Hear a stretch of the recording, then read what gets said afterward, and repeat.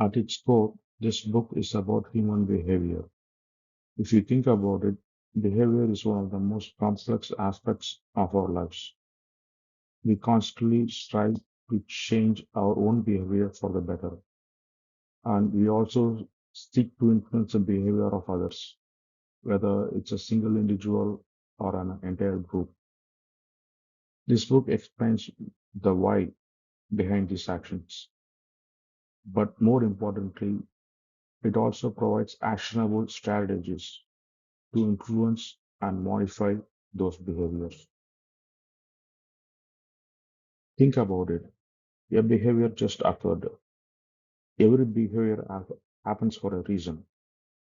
By understanding that why, you gain the power to change the outcome.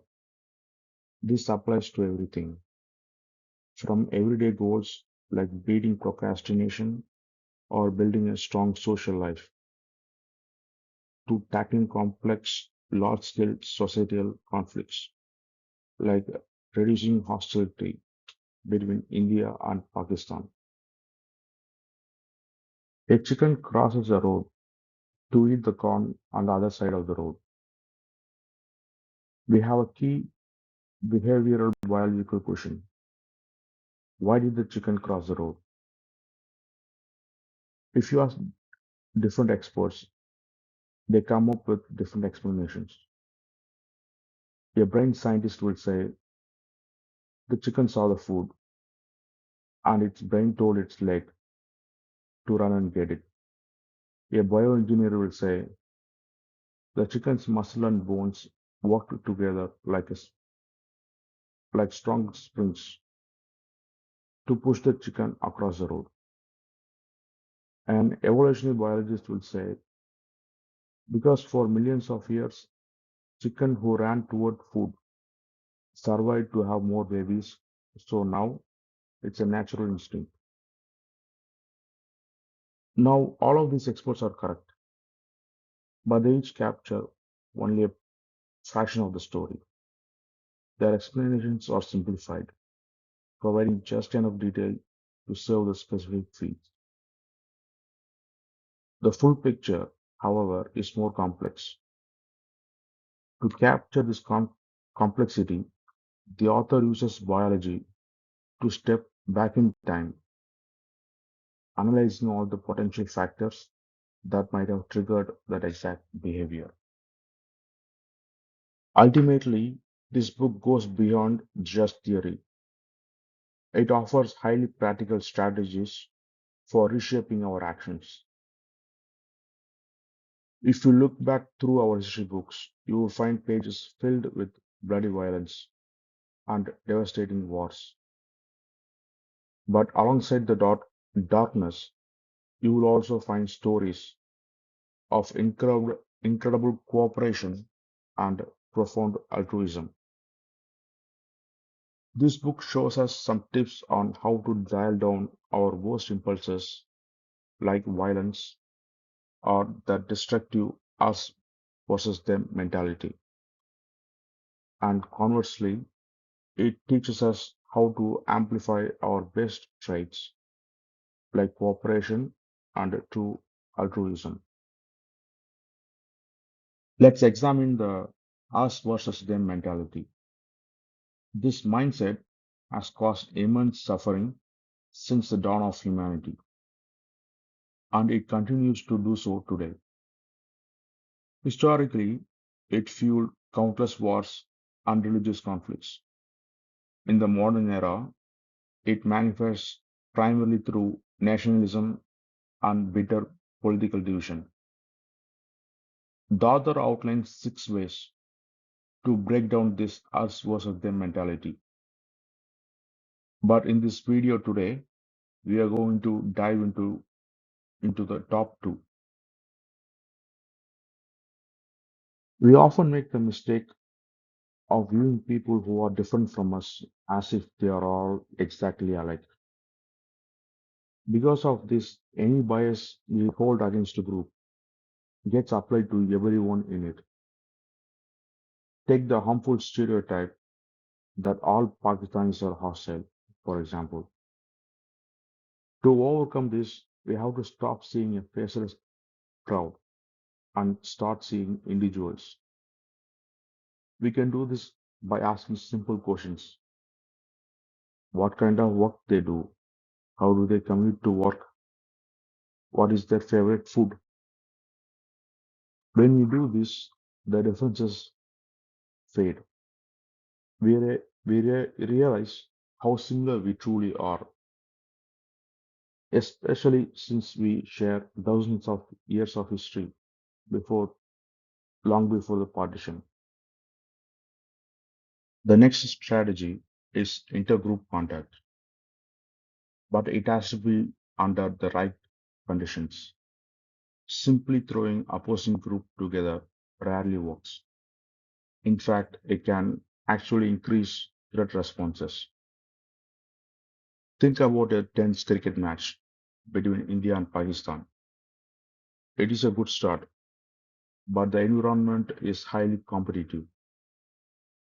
However, when contact happens under specific conditions, like in equal numbers, equal treatment, and a shared goal, the anxiety drops. Our brain literally reprioritize. We stop seeing a strict them and start seeing a different type of us. We see this happen beautifully when an Indian and a Pakistani meet while studying or working in a foreign land. Away from the usual context, they interact and they immediately realize how similar they really are. During that first conversation, they often assume the other person is from their own country. Now, let's see the biology behind individualization. Most of us have heard of the love hormone oxytocin. When we play with a baby, our brains flood with it. It is produced in the hypothalamus, and it is what creates that incredibly strong bond between a mother and her newborn. But there is a dark side to this so-called love hormone.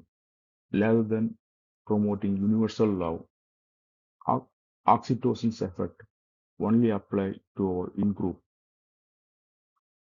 In fact, it actually fuels the us versus them mentality. It increases hostility and aggression toward anyone we see as an outsider.